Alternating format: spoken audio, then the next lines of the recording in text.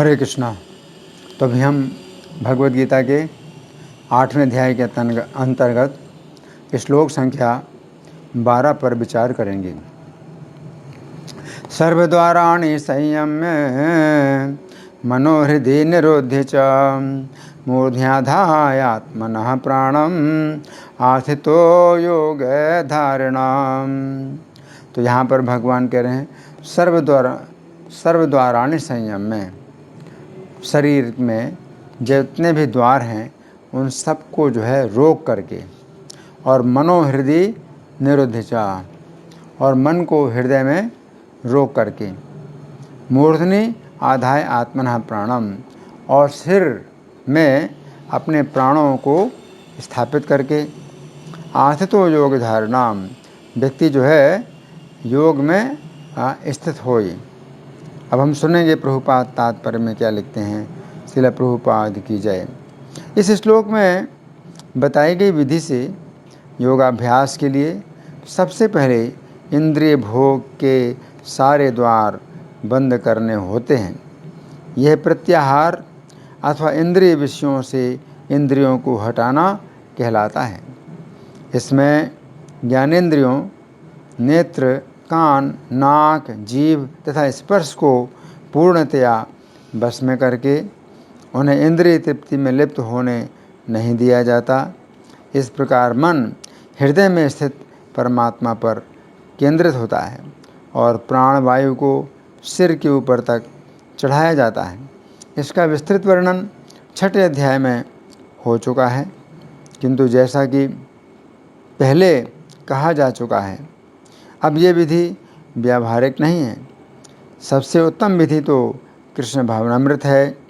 यदि कोई भक्ति में अपने मन को श्री कृष्ण में स्थिर करने में समर्थ होता है तो उसके लिए अविचलित दिव्य समाधि में बने रहना सुगम हो जाता है। तो यहाँ प्रभुपाद का तात्पर्य पूरा हुआ। अब हम सुनेंगे श्री भगवान ने कहा में इस श्लोक की कैसी व्याख्या हुई है।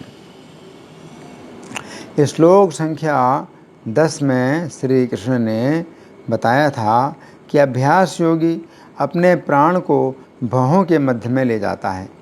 उस समय अर्जुन के मन में प्रश्न उठा था कि अभ्यास योगी जिस समय अपने प्राण को भौहों के मध्य में लाता है, उस समय वह अपने प्राण को अपने शरीर के किस स्थान से बाहर निकालता है। उस समय श्री कृष्ण ने श्लोक संख्या 11 में अर्जुन के इस प्रश्न का उत्तर नहीं दिया कि योगी अपने प्राण को शरीर के किस स्थान से बाहर निकालता है, बल्कि उन्होंने इस बात पर जोर दिया था कि चूँकि इस विधि में पूर्ण ब्रह्मचर्य का पालन करना होता है तथा इस युग में ऐसा करना कठिन है, अतः वे इस विधि का वर्णन संक्षेप में करेंगे।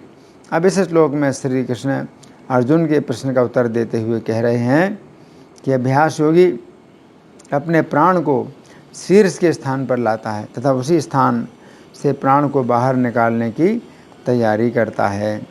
इस श्लोक में श्री कृष्ण की 4 अत्यंत महत्वपूर्ण शिक्षाएं हैं जिनकी हम क्रम पूर्वक चर्चा करेंगे। तो पहली शिक्षा है, इस श्लोक के प्रारंभिक शब्द हैं सर्वद्वाराणि संयम्य, अर्थात सभी द्वारों को रोककर। यहाँ पर बात पूरी नहीं हो रही है। यहाँ पर प्रश्न उठता है कि सभी द्वारों को रोक करके क्या करना है, परंतु समझने की बात यह है कि यहाँ पर श्री कृष्ण अभ्यास योगी के लिए कह रहे हैं कि उसे अपने प्राण को किसी भी द्वार से निकलने नहीं देना चाहिए। शरीर में कुल मिलाकर 9 द्वार हैं। 2 द्वार तो नीचे की ओर हैं जो मल तथा मूत्र के द्वार हैं, तथा 7 द्वार ऊपर की ओर हैं, 2 नाक के, 2 कानों के, 2 नेत्रों के तथा 1 मुख का। श्लोक संख्या 10 में श्री कृष्ण ने कहा था कि योगी को अपने प्राण को भौहों के मध्य में स्थापित करना चाहिए। इसका अर्थ है कि वह अपने प्राण को शरीर के सभी 9 द्वारों के ऊपर उठा चुका है, परंतु यहाँ पर श्री कृष्ण सुरक्षा की दृष्टि से कह रहे हैं कि योगी को अपने शरीर के सभी 9 द्वारों को बंद रखना चाहिए कि प्राण कहीं नीचे की ओर जाकर पुनः किसी द्वार से बाहर ना निकल जाए। योगी का लक्ष्य तो ये है कि उसे अपने प्राण को शीर्ष भाग में लाना है। अब दूसरी शिक्षा है, इस श्लोक के अगले शब्द हैं मनः हृदय निरुद्धचा, और मन को हृदय में रोककर। अब श्री कृष्ण योगी के लिए अगला कार्य बता रहे हैं कि अपने शरीर के सभी द्वारों को रोककर उसे अपने मन को हृदय में ही रोकना है। इस श्लोक के तात्पर्य में श्रील प्रभुपाद लिखते हैं, इस प्रकार मन हृदय में स्थित परमात्मा पर केंद्रित होता है इति। तो यहाँ पर श्री कृष्ण कह रहे हैं कि योगी को चाहिए कि अपने मन को अपने हृदय में रोक ले। भागवत के तीसरे स्कंध के अंतर्गत अध्याय संख्या 28 में कपिल देव माता देवहूति से कहते हैं कि जिस समय योगाभ्यास से मन पूर्णतया शुद्ध हो जाए तो योगी को चाहिए कि अधखुली आँखों से नाक के अग्रभाग में ध्यान को केंद्रित करे और अपने हृदय में परमात्मा का स्वरूप इस प्रकार देखे। परमात्मा के रूप में श्री कृष्ण का मुख कमल के समान अत्यंत सुंदर है। उनकी आँखें कमल के कोष के समान लाल हैं।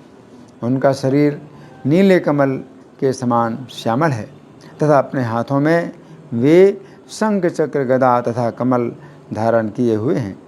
उनकी कमर में जो पीताम्बर है वह कमल के केसर के समान चमकदार तथा पीत वर्ण का है। उनके वक्षस्थल पर श्रीवत्स का चिन्ह है तथा उनके गले में कौस्तुभ मणि सुशोभित है। श्री कृष्ण के गले में वनमाला सुशोभित है जिसके चारों ओर भ्रमरों के झुंड गुंजार कर रहे हैं। इसके अतिरिक्त उनके गले में अत्यंत सुंदर मोतियों की माला है। सिर पर मुकुट की शोभा है। हाथों में कंकणों को धारण किए हुए हैं तथा भुजाओं में अत्यंत सुंदर बाजूबंद है। उनके चरणों में नूपुर अत्यंत सुंदर लग रहे हैं। श्री कृष्ण की कमर में करधनी की शोभा है तथा वे भक्तों के हृदय रूपी कमल के ऊपर खड़े हैं। उनका दर्शन इतना अधिक आकर्षक है कि उनके दर्शन के अतिरिक्त इस भौतिक जगत में कुछ भी देखने लायक वस्तु नहीं है। उनका स्वरूप इतना अधिक शांत है कि मन तथा नेत्र खिल उठते हैं। सामान्यतया हमारे नेत्र किसी भी वस्तु को जब देखते हैं उस समय नेत्र बंद होने लगते हैं अथवा पलकें अवश्य बंद होती हैं परंतु योगी जिस समय अपने हृदय में परमात्मा के रूप में श्री कृष्ण का दर्शन करता है उस समय उसके नेत्र बंद ना होकर अधिक से अधिक चौड़े होने लगते हैं। इसके साथ साथ योगी के मन में भी श्री कृष्ण का दर्शन करने की लालसा और अधिक से अधिक बढ़ती जाती है। भागवत 3:28-16 के तात्पर्य में श्रील प्रभुपाद लिखते हैं, इस श्लोक में प्रयुक्त दर्शनीयतमम शब्द का अर्थ है कि भगवान इतने सुंदर हैं कि भक्त योगी उनके अतिरिक्त और कुछ नहीं देखना चाहते हैं। भगवान के दर्शन से सुंदर वस्तुओं को देखने की चाह पूरी हो जाती है। भौतिक जगत में हम सुंदरता को देखते आघाते नहीं। भौतिक कलमश के कारण संसार में हम जितनी लालसा का अनुभव करते हैं वह तुष्ट नहीं हो पाती, किंतु जब हमारी लालसा भगवान को देखने तथा उनके गुणों को सुनने की होती है तो सर्वोच्च पूर्णता प्राप्त होती है। यद्यपि भगवान अपने शाश्वत रूप में भक्त के हृदय को इतने सुंदर तथा मोहक लगते हैं, किंतु यह रूप निर्विशेषवादियों को जो उनके निराकार रूप का चिंतन करना चाहते हैं आकृष्ट नहीं कर पाता। ऐसा निराकार ध्यान व्यर्थ का श्रम है। वास्तविक योगी अपने अध खुले नेत्रों को किसी शून्य या निराकार में स्थिर ना करके भगवान के स्वरूप पर स्थिर करते हैं। श्री कृष्ण की सुंदरता शाश्वत है। इस भौतिक जगत में कोई भी सुंदरता स्थिर नहीं रहती है, परंतु श्री कृष्ण का सौंदर्य ही ऐसा है जो नित्य है। श्री कृष्ण की अवस्था भी सदा नव यौवन की रहती है। श्री कृष्ण अपने भक्तों के ऊपर कृपा करने के लिए सदा बेचैन रहते हैं, परंतु भक्तों के प्रति वे मौन बने रहते हैं क्योंकि वे श्री कृष्ण की कृपा नहीं चाहते हैं। यद्यपि सभी जीव श्री कृष्ण के पुत्र के समान हैं, किंतु जो लोग भक्ति में लगे हुए हैं श्री कृष्ण उन पर विशेष कृपालु रहते हैं तथा वे अपने भक्तों को सदैव आशीर्वाद देने के लिए आतुर रहते हैं। योगी को श्री कृष्ण के इस रूप का तब तक ध्यान करना चाहिए जब तक मन श्री कृष्ण के रूप में स्थिर न हो जाए। इस प्रकार भक्ति में सदैव तल्लीन रहकर योगी खड़े हुए, चलते हुए, लेटे हुए या बैठे हुए अपने अंतर में भगवान को देखता है। भगवान के नित्य रूप में अपना मन स्थिर करते समय योगी को चाहिए कि वो भगवान के समस्त अंगों पर एक ही साथ विचार ना करके भगवान के एक एक अंग पर अपने मन को स्थिर करे इति। तो यहाँ पर श्री कृष्ण कह रहे हैं कि योगी को अपने मन को हृदय में ही रोकना चाहिए, अर्थात मन के द्वारा हृदय में परमात्मा के रूप में श्री कृष्ण का ध्यान करना चाहिए। अब तीसरी शिक्षा है। इस श्लोक के अगले शब्द हैं मूर्धनि आधाय आत्मनः प्राणम, अर्थात अपने प्राण को शीर्ष में स्थापित करके। अब श्री कृष्ण योगी के लिए आगे का कार्य बता रहे हैं। अभी तक श्री कृष्ण ने बताया था कि योगी जिस समय अपनी भौहों के मध्य में प्राण को स्थिर कर लेता है, उसके बाद उसे अपने शरीर के सभी द्वारों को अच्छी प्रकार बंद कर लेना चाहिए कि प्राण किसी भी द्वार से बाहर ना निकले। फिर उसे श्री कृष्ण का अपने हृदय में ध्यान करते हुए अपने प्राण को शीर्ष में लाना चाहिए। ये बात समझने की है कि जिस समय योगी अपने प्राण को शीर्ष में ले आता है तथा शरीर के सभी द्वारों को बंद कर देता है, उस समय उसका प्राण शीर्ष को फोड़कर बाहर निकलता है। ये स्थिति जीवन की अंतिम स्थिति है। यहाँ पर श्री कृष्ण कह रहे हैं कि इस समय योगी को पूरा निश्चय करना चाहिए कि उसे इस भौतिक जगत के किसी अन्य लोक में नहीं जाना है, बल्कि श्री कृष्ण के ही स्थान में जाना है। तो यहाँ पर श्री कृष्ण कह रहे हैं कि योगी शरीर छोड़ते समय अपने प्राण को शीर्ष पर स्थापित करे ताकि प्राण को उसी स्थान से बाहर निकलने का अवसर प्राप्त हो। अब चौथी शिक्षा है। इस श्लोक के अंतिम शब्द हैं आस्थितः योग धारणाम, अर्थात योग की धारणा में स्थित होकर। तो यहाँ भी बात पूरी नहीं हो रही है। यहाँ पर प्रश्न उठता है कि योगी को योग की धारणा में स्थित होकर क्या करना चाहिए। इस प्रश्न का उत्तर तो श्री कृष्ण अगले श्लोक में देंगे, परंतु यहाँ पर हमें समझना चाहिए कि श्री कृष्ण कह रहे हैं कि योगी जिस समय अपने प्राण को छोड़ने की तैयारी में प्राण को शीर्ष में ले आता है, उस समय उसे योग की धारणा में स्थित होना चाहिए। तो यहाँ पर श्री कृष्ण कह रहे हैं कि योगी को योग धारणा में स्थित होना चाहिए। भागवत के तीसरे स्कंध के अंतर्गत अध्याय संख्या 28 में कपिल देव माता देवहूति से कहते हैं कि ध्यान के अभ्यास के द्वारा योगी के अंदर भगवान के प्रति सेवा की भावना उत्पन्न हो जाती है। प्रारंभ में मन का उपयोग भगवान के रूप का ध्यान करने में किया जाता है, किंतु उच्चतर अवस्था में भक्त अपनी इंद्रियों के द्वारा भगवान की सेवा करने लगता है। दूसरे शब्दों में, जब तक व्यक्ति शुद्ध भक्ति को प्राप्त नहीं कर लेता तभी तक योगी के ध्यान की आवश्यकता होती है। जिस समय ध्यान के द्वारा इंद्रियां शुद्ध हो जाती हैं, उस समय वह स्वतः भगवान की सेवा में लग जाता है। आत्म साक्षात्कार की इस दिव्य अवस्था में मन को ध्यान में लगाने की आवश्यकता नहीं रह जाती है। यह पूर्णता की अवस्था कृष्ण चेतना कहलाती है। ऐसी दशा में योगी के पास भगवान की सेवा के अतिरिक्त कोई अन्य विचार नहीं रह जाता। भगवान की इच्छाओं के साथ साथ मन के चलने को निर्वाण कहते हैं। जिस समय मन पूर्णतया शुद्ध हो जाता है, उस समय यह मन भगवान का मन हो जाता है। बद्ध अवस्था में मन सदैव भौतिक जगत के 3 गुणों से प्रेरित होकर कर्म में लगता है, किंतु दिव्य अवस्था में ये भौतिक गुण मन को विचलित नहीं कर पाते। भक्ति के पास भगवान की इच्छा की तुष्टि के अतिरिक्त कोई चिंता नहीं रहती। ये पूर्णता की सर्वोच्च अवस्था है, जिसे निर्वाण कहते हैं। इस अवस्था में मन भौतिक इच्छा से पूरी तरह मुक्त हो जाता है। तो यहाँ पर श्री कृष्ण कह रहे हैं कि योगी को अपना शरीर छोड़ते समय श्री कृष्ण की ही प्राप्ति को अपना लक्ष्य बनाना चाहिए।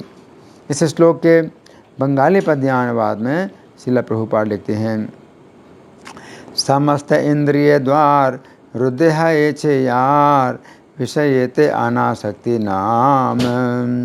मन के निरोधकारी हृदयते स्थिरकारी यही जन है छे निष्काम। प्राणे के शेर माझे हृदयते स्थिरकारी ये न जय है छे निष्काम। प्राणे के शेर माझे योग से ही योगी साजे समर्थ योग धारणी से ही। तो यहाँ पर श्री कृष्ण अर्जुन से कह रहे हैं मन के निरोध करी हृदय ते स्थिर करी, अर्थात हे अर्जुन, योगी मन को हृदय में स्थिर करके मेरा ध्यान करता है, परंतु भक्त को बिना किसी प्रयास के मेरी प्राप्ति होती है, अतः तुम मेरे भक्त बनो। तो यहाँ पर भगवान कह रहे हैं कि सर्वद्वाराणि संयम में, सब द्वारों को रोक करके। तो 10वें श्लोक में जैसा कि भगवान ने बताया था, भ्रुवोर मध्य प्राणमावेश सम्यक सतम परम पुरुषम उपैति दिव्यम। तो भ्रुवोर मध्य सम्यक बहुत सावधानी पूर्वक प्राण को भ्रुव के भौहों के मध्य में लाना चाहिए। तो ये तो भगवान ने पहले बता दिया था, और अब भगवान कह रहे हैं कि मन को हृदय में रोकना है, और सभी द्वारों को, इंद्रिय के सभी द्वार हैं उनको भी बिल्कुल रोकना है। क्यों रोकना है? कि प्राण को आप कहाँ से छोड़ना है? जो सिर का ऊपरी भाग है, शीर्ष का ऊपरी भाग है, वहाँ से प्राण को छोड़ना है। तो उसकी तैयारी में भगवान यहाँ पर बता रहे हैं मूर्धनि आधायात्मनः प्राणम, कि अपने प्राण को अब सिर में ले आना चाहिए, अपने प्राण को सिर में ले आना चाहिए। आठ तो योग धारणा, और योग की धारणा में स्थिर बना रहे। तो यहाँ पर भगवान कह रहे हैं मनो हृदय निरोधिचा, मन को हृदय में रुद्ध करके, है ना। तो जो मन है वो बहुत चंचल है। भगवान कहते हैं मनो दुर्निग्रहम चलम अभ्यासेन तो कौन्ते वैराग्येण च गृह्यते। तो इसमें संशय नहीं है कि मन बहुत ही कठिनता से बस में होता है और बहुत अधिक चलायमान होता है। लेकिन ये जो मन है इसको बस में किया जाता है अभ्यासेन तो कौन्ते वैराग्येण च गृह्यते। अभ्यास के द्वारा और वैराग्य के द्वारा मन को बस में किया जाता है। तो मनो हृदय निरोधिचा, मन को हृदय में निरोध करके, मन का निरोध करना है कि हृदय से बाहर ना जाए। इसका मतलब क्या है? कि मन को हृदय में भगवान का दर्शन करना है, मन के द्वारा हृदय में भगवान का दर्शन करना चाहिए, है ना। तो मनो हृदय निरोधिचा मूर्धनि आधाय आत्मनः प्राणम आथ तो योग धारणाम। तो योग धारणा की जो स्थिति है वो ये है। तो योग धारणा के बाद फिर समाधि होती है। यहाँ पर भगवान जो है धारणा की बात कर रहे हैं, लेकिन धारणा के बाद फिर जो अंतिम अंग है अष्टांग योग का, वो क्या है? अष्टांग योग का जो अंतिम अंग है वो है समाधि। तो यहाँ पर भगवान जो है धारणा की बात कर रहे हैं कि आस्थ तो योग धारणा। तो योग धारणा में जब कोई व्यक्ति स्थित हो जाए तो फिर सबसे ऊंची अवस्था है वो, फिर उसको प्राप्त करने में आसानी होती है ना। तो मनोहृदय निरोधिचा मूर्धनि आताय आत्मनः प्राणम। तो अपने सिर के अग्रभाग में प्राण को जो है स्थिर कर लिया। अब क्या होगा? आथ तो योग धारणा, अब योग धारणा में स्थित होना चाहिए। तो इसका मतलब यह है कि अब योग धारणा में स्थित होना चाहिए, और धारणा के बाद जो है समाधि का जो अंग है, धारणा के बाद समाधि का जो अंग है वही सर्वोच्च है, और वही जो है अब करना होगा। तो हृदय में रोक करके, मन को हृदय में रोक करके आथ तो योग धारणा में स्थिर होना चाहिए, है ना। तो योग धारणा का मतलब क्या है कि भगवान के प्रति जो है हमें अपने मन से विशेष रूप से उनके रूप का चिंतन करना चाहिए। तो भगवान के रूप का चिंतन शास्त्रों में तो लिखा हुआ है ना। तो भी हमने इसमें काफ़ी विस्तार से वर्णन किया कि भगवान के रूप का चिंतन करना चाहिए।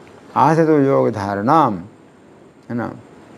तो स्मरण करना, तो ये जो है विधि है कि जब कोई व्यक्ति एकांत में जाता है और श्री कृष्ण का ध्यान करता है, तो भगवान उसको फिर यही सुझाव देते हैं कि उससे अब खाने पीने के चक्कर में नहीं पड़ना चाहिए और उससे अब जो है अपने शरीर से प्राणों को बाहर निकाल करके भगवान के धाम में जाना है। इस प्रकार से कोई व्यक्ति जो है भगवान का ध्यान कर सकता है और उसके लिए योग धारणा बहुत उपयोगी है। धन्यवाद। हरे कृष्णा।